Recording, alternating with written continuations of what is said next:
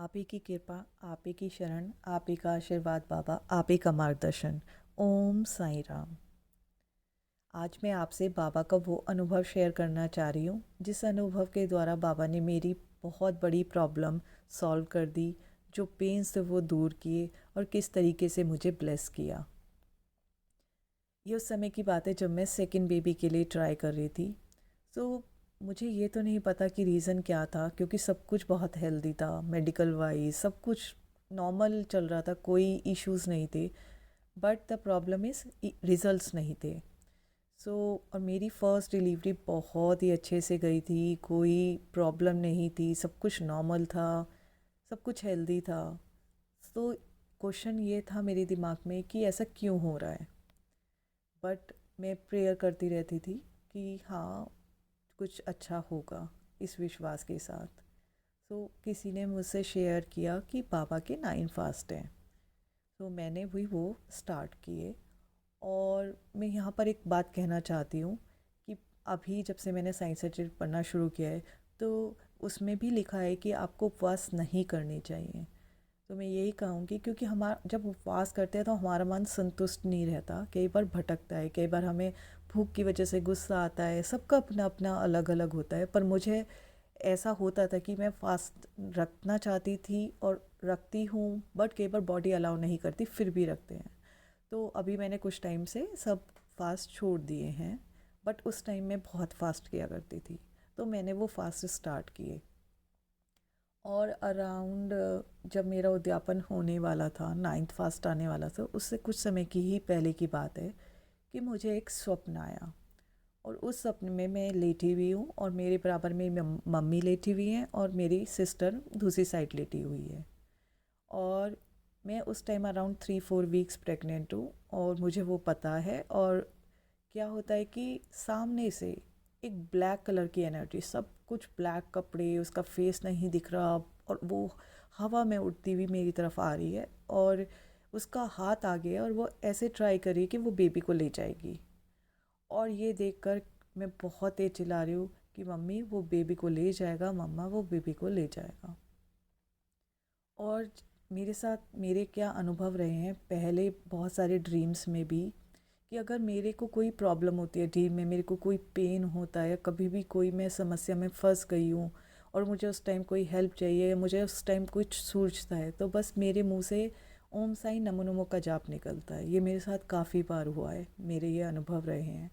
तो उस समय भी जब मैं पूरी डर गई कि अब मुझे कुछ भी नहीं समझ में आ रहा था, तो मेरे मुंह से ओम साई नमो नमो, श्री साई नमो नमो का जाप निकलना शुरू हो गया। और मैंने अपना एक हाथ आगे बढ़ाया उस एनर्जी की तरफ, और समहाउ मुझे नहीं ये पता वो कैसे मेरे हाथ में बाबा की एक छोटी सी मूर्ति थी, और मैंने मुट्ठी में अपनी बंद कर कर बाबा की उस मूर्ति को उस ब्लैक एनर्जी की तरफ बढ़ाकर और ये ही बोले जा रही हूँ, ओम साई नमो नमो, श्री साई नमो नमो। और ये विश्वास था कि बाबा ज़रूर बचा लेंगे, अब ज़रूर आएंगे बाबा।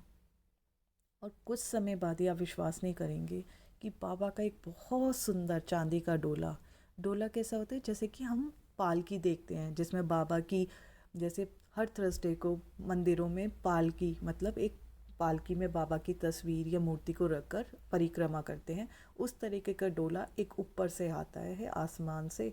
और बहुत ही सुंदर उसकी जो चमक है, उसकी जो वाइटनेस, जो सिल्वरनेस, जैसे चांदी का सिल्वर की एक अलग ही चमक होती है, उस तरीके की चमक थी। और बहुत ही सुंदर डोला वो आसमान से नीचे की तरफ आना शुरू होता है। और जैसे ही मैं उसे देखती हूँ, तो मैं मम्मी को बोलती हूँ, मम्मी बाबा आ गए, मम्मी बाबा आ गए। मतलब खुशी इतनी थी उस टाइम कि बस ये ही निकल रहा था कि मम्मी अब सब ठीक हो जाएगा, बाबा आ गए। और जिस तरीके से वो डोला नीचे की तरफ आ रहा था, और जैसे ही वो एकदम ब्लैक एनर्जी के पास आने वाला था, ब्लैक एनर्जी गायब हो गई, भाग गई। वो समस्या जो भी थी, वो प्रॉब्लम जो भी थी, वो दूर हो गई। और बाबा की ब्लेसिंग्स ऐसी रही कि वो समस्या मेरी लाइफ में, रियल लाइफ में भी वो ख़त्म हो गई। क्योंकि जब मैंने अगले दिन टेस्ट किया 9वें उद्यापन के बाद, मैं पॉजिटिव थी। तो ये बाबा की ही ब्लेसिंग्स होती हैं।